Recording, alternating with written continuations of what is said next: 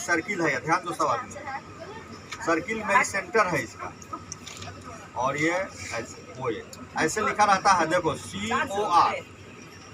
तो COR जो हो गया, तो COR का माने क्या होता है, R का अर्थ होता है रेडियस, R क्या होता है रेडियस, और वो क्या होता है सेंटर ऑफ द सर्किल, और C क्या होता है, यह हो गया सर्किल के लिए, है ना, सर्किल।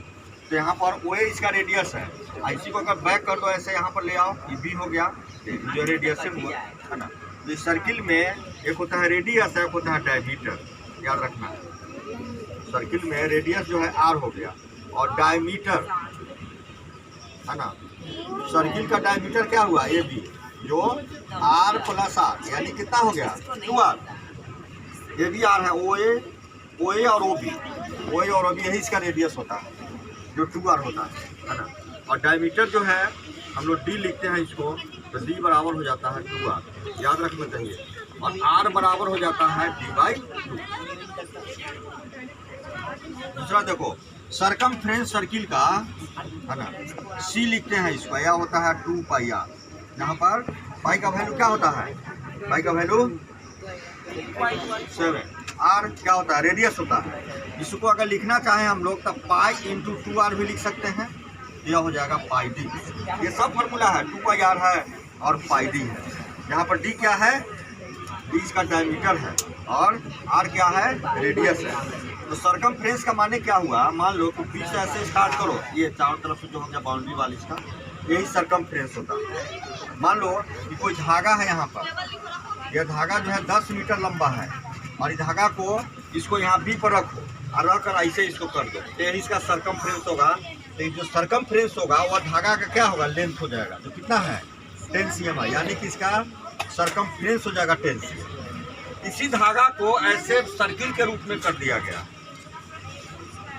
समझ में आ रहा है, दैट इज सरकमफ्रेंस 10 cm, इसका सरकमफ्रेंस 2πr 10 cm हो जाएगा। तो रेडियस निकल जाएगा कि नहीं, सरकमफ्रेंस इसका ये 2πr रहेगा, कितना 10 cm। तो R का वैल्यू निकाल सकते हो कि नहीं, 10/2, अब पाई हो गया 22 और 7 चला जाएगा ऊपर। आप इसी को सॉल्व कर दीजिएगा तो आपको रेडियस का वैल्यू आपको प्राप्त हो जाएगा। ये सरकमफ्रेंस हुआ। और सरकमफ्रेंस के इंटरनल पार्ट में देखो, ये सब जो भाग इसका हो गया, ये सब देख रहे हो, ये सब यही इसका एरिया कहलाता है सर्किल का। तो सर्किल का सरकमफ्रेंस 2πr हुआ, और सर्किल का एरिया क्या होता है, देखो πr²। इस πr² को अगर हम लोग चेंज करना चाहे R को, तो D/2 हो जाएगा, और D/2 का स्क्वायर यह क्या हो जाएगा, देखो πd², और बाई क्या हो जाएगा 4।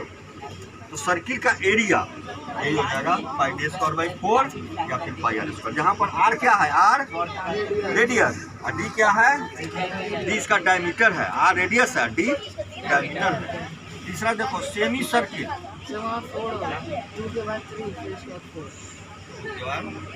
3 है नंबरिंग। देखो सेमी सर्किल अगर आता है, देखिए सेमी सर्किल ऐसे है, दो है, R है, AB/R है, ये है IB, ये सेमी सर्किल हुआ। तो सेमी सर्किल का एरिया कहा जाएगा तो कितना हो जाएगा, सर्किल का एरिया कितना है πr²। तो सेमी सर्किल, सर्किल का हाफ, आधा, तो क्या हो जाएगा हाफ इंटू πr²। उसके बाद इसका सरकमफ्रेंस कहा जाएगा सेमी सर्किल का, सेमी सर्किल का सरकमफ्रेंस। तो क्या होगा, देखो यहाँ से यहाँ तक क्या होगा, यहाँ से देखो ये लेंथ, ऐसा समझो APB, लेंथ ऑफ APB और प्लस AB, यह हो जाएगा πr और प्लस यह हो जाएगा 2R। समझ में आ रहा, πr + 2R। तो R हम लोग कॉमन ले लेते हैं, क्या बचेगा पाई + 2, चारों तरफ से इसको घेरेंगे कि नहीं, ये लंबाई और प्लस ये लंबाई पूरी, यह मिलाकर इसका सरकमफ्रेंस कहलाता है। ये क्या होगा APB ऐसे, तो पूरा सर्किल आता है 2πr, ये हाफ है तो πr और प्लस यहाँ से यहाँ तक 2R। तो R कॉमन हो गया तो पाई + 2, यही इसका हो गया सरकमफ्रेंस। सेमी सर्किल लेकिन हुआ, ये आपको सर्किल है वैसे आपका याद रखिए, सर्किल का सरकमफ्रेंस है हुआ 2πr, क्या है πd, जहाँ पर D डायमीटर है, R क्या है रेडियस है, एरिया हो गया πr², जहाँ पर R का वैल्यू D/2 कीजिएगा तो हो जाएगा πd²।